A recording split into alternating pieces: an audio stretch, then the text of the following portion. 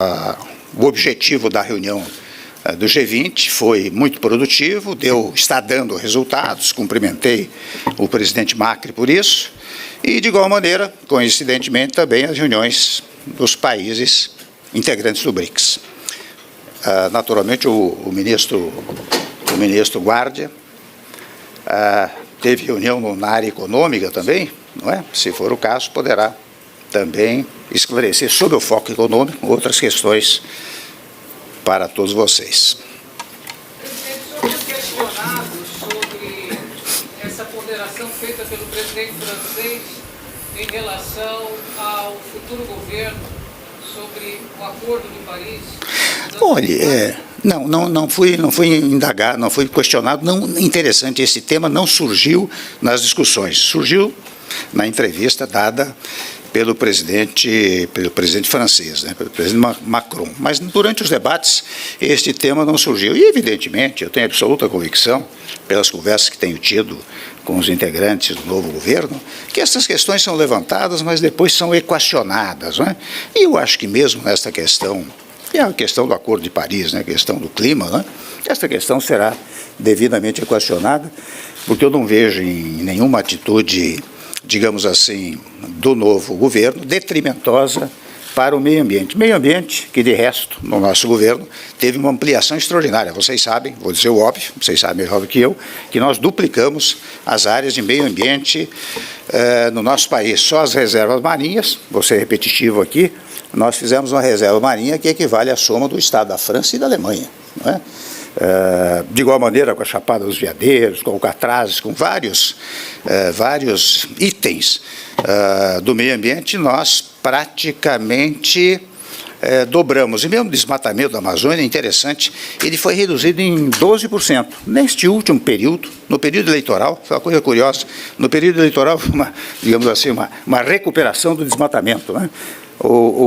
As pessoas desmataram um pouco mais, mas no cômputo geral, ao longo do tempo, houve uma redução do desmatamento no país. Então eu tenho a impressão que estas teses referentes ao meio ambiente, sem embargo da palavra do presidente Macron, elas terão ainda apoio do novo governo. O senhor acha que o presidente eleito Jair Bolsonaro vai mudar de posição em relação ao Acordo de Paris, que hoje o Brasil, como membro do BRICS, voltou a reiterar seu compromisso com o cumprimento de um acordo? Foi, mas não creio. Não creio que haverá modificação nessa posição, né? Eu não tenho nenhum dado concreto que me autorize a dizer que haverá alguma modificação. Presidente, o senhor disse que o Brasil trouxe a tese do multilateralismo, que essa é a sua posição, mas também o novo governo Bolsonaro tem uma visão um pouco diferente da ideia de multilateralismo, tem uma ideia um pouco mais protecionista. O senhor foi questionado pelo líder sobre as intenções do governo Bolsonaro na área oficial?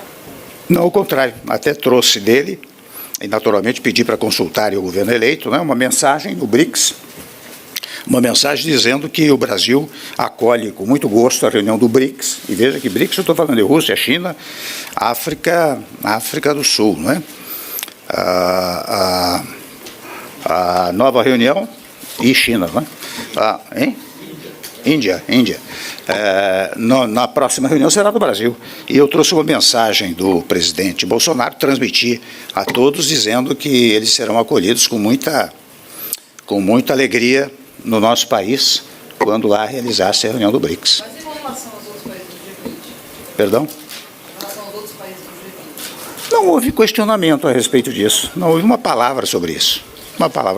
Pessoal, o presidente precisa ir, mas os ministros vão atender vocês. O senhor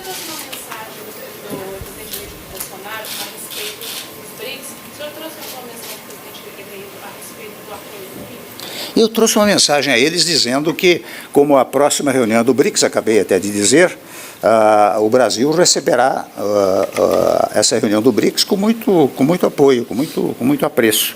Foi a mensagem que eu trouxe do presidente Bolsonaro. Perdão? Em relação ao Acordo de Paris? Aí não houve questionamento. Nem eu recebi do presidente Bolsonaro nenhuma mensagem e nem aqui se questionou essa matéria. Como eu disse, isso foi colocado pelo presidente Macron. Eu não sei bem se isso está envolvendo a questão da União Europeia, do Acordo da União Europeia e Mercosul, mas não Não houve nenhuma palavra sobre isso. Pessoal, obrigada. Agora os ministros. A reforma da Previdência hoje disse que não é matando idosos que esse problema da Previdência vai ser resolvido. Você pode repetir, por favor? Que... O presidente eleito Jair Bolsonaro voltou a questionar o seu projeto de reforma da Previdência hoje, dizendo que não é matando idosos que o Brasil vai resolver esse problema. Não é o quê? Desculpe. Matando idosos. O que é? Matando idosos. Matando idosos? Tem essa declaração? Interessante, mas não, eu não creio, interessante, não vi essa declaração não, mas a nossa reforma, vocês acompanharam muito bem, não é? Sabem que ela é de uma suavidade extraordinária, porque eu percebo, com toda franqueza, que ninguém leu a reforma que nós propusemos. Quando eu questiono, eu vejo que ninguém leu. Por exemplo, poucos sabem que, na verdade, a mudança de 55 anos para 65 anos leva 20 anos, ou seja, a cada 2 anos aumenta-se 1 ano.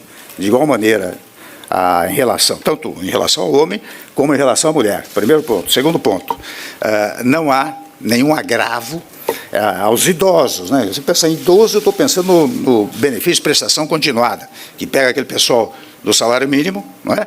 De um lado, pega deficientes, de outro lado, não há alteração nenhuma nessa matéria.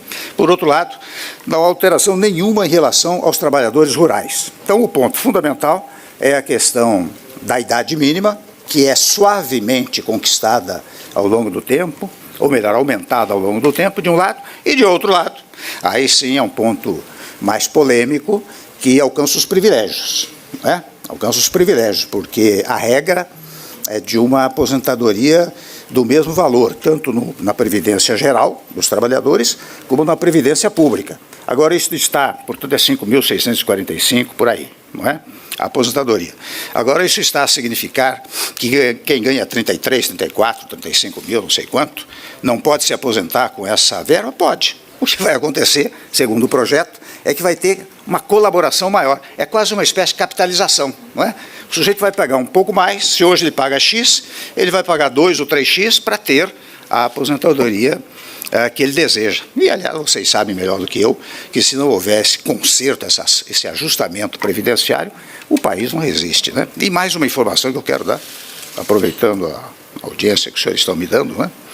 Eu quero aproveitar para dizer o seguinte, interessante o déficit público, né?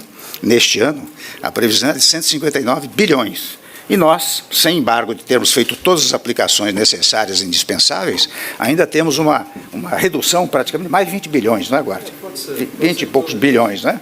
20 e poucos bilhões. Portanto, o déficit foi menor do que aquele anunciado. Como de resto, quando anunciamos 179 bilhões, também foi menor. Por isso que a nossa emenda constitucional, muito responsavelmente, ela estabeleceu um prazo de 20 anos, mas este prazo poderia ser revisado daqui a 10 anos. E neste andar da carruagem, aí, para usar uma expressão livre, daqui a 10 anos é muito provável que o que se arrecada é aquilo que se gasta, porque o déficit está diminuindo. Quando fizer a reforma da Previdência, então, com uma rapidez, digamos, amazônica, né, estratosférica, eu acho que isso se consegue com mais rapidez ainda. Ok, gente, obrigada, pessoal. Não, obrigada. Exemplo do senhor aqui, é outra pergunta para o Brasil. O senhor chegou a se arrepender, ou se arrepende em algum momento, de ter feito aquele decreto de luto de Natal, que tem dado polêmica, pois é, trazendo muita dor de cabeça no Supremo? Você sabe, a senhora sabe que, na verdade, eu ficaria muito caceteado se de repente, depois de um longo percurso jurídico que tivesse ao longo da minha vida, o Supremo dissesse o Temer errou sob o foco jurídico. No instante que o Supremo disse o Temer acertou sob o foco jurídico, eu estou tranquilíssimo, não há arrependimento nenhum. Arrependimento teria se contestassem a tese jurídica que eu levantei. Aliás, eu digo uma coisa, nem quando deram a liminar, eu fiz nenhum pronunciamento a respeito desse tema, né? Não é agora que o Supremo disse que eu estou constitucionalmente correto, que eu iria comentar, né? O senhor recuaria, Ok. se fosse o caso? Perdão? O senhor recuaria, se fosse o caso? Se o Supremo declarasse a inconstitucionalidade, não, eu não só recuaria, como cumpriria a decisão do Supremo, não tem a menor dúvida. Bolsonaro no aceptó su invitación para venir a la Argentina. Perdão? Bolsonaro no aceptó la invitación que usted le hizo. É porque ele tem um problema que os senhores conhecem, né? Problema que os senhores conhecem, que é um problema médico que ele está cuidando, e viagem mais longa e naturalmente com certo sacrifício, ele não está podendo fazer. Mas eu devo dizer que no dia que ele esteve comigo, eu o convidei, naturalmente, para vir. Aliás, faço aqui um corte para dizer que nós estamos fazendo uma das transições mais civilizadas e cordiais que se tem notícia nos últimos tempos, não é? Como convém, não é? Não estou fazendo por bondade, é uma obrigação constitucional que se faça uma transição nesses termos. Mas quando eu o convidei para vir à Argentina, ele logo se entusiasmou, isso há uns 20, 25 dias atrás, mas depois eu penso que ele tem